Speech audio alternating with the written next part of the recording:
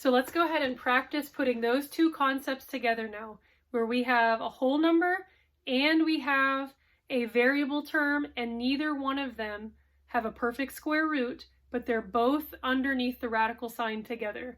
So we'll work through a couple of these problems first. And again, I have my nice little cheat sheet over here, so don't be afraid to use that. Get your calculators out, see if you can work through it.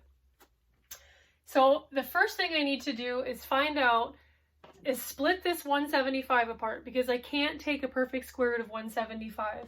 So I'm going to split it apart, and I know that 25 is a perfect square, and I can do 25 times 7. So 25 times 7 will give me 175.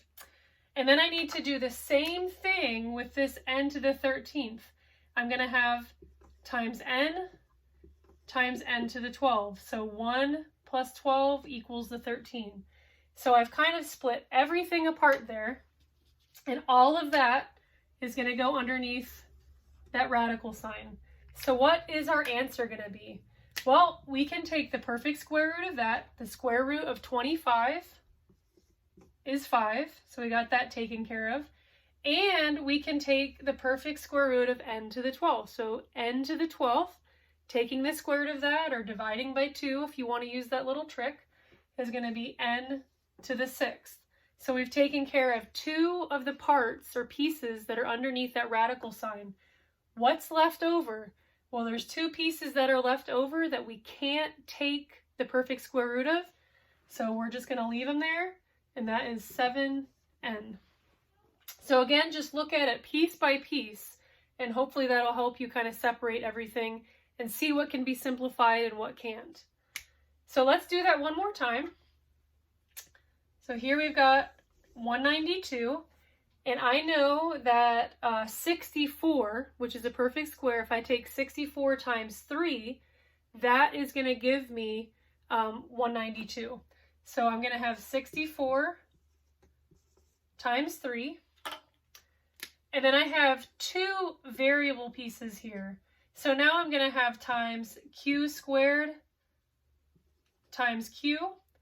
And then I'm going to have r to the 6th times r. So I had to split up both of these variable terms. So 1 plus 2 equals 3, 6 plus 1 equals 7, and again, all of that is going to go underneath our big long radical sign. So now we need to simplify it. What parts of these can we take the perfect square root of? So we can take the perfect square root of 64, which equals 8. And we can take the perfect square root of q squared, which is q, and we can take the perfect square root of r to the 6th, which is going to be r third, or r to the 3rd. And then what is going to be left over underneath our radical sign? A 3, a q, and an r. So we just go ahead and keep those under the radical sign, and we have simplified it as much as we can.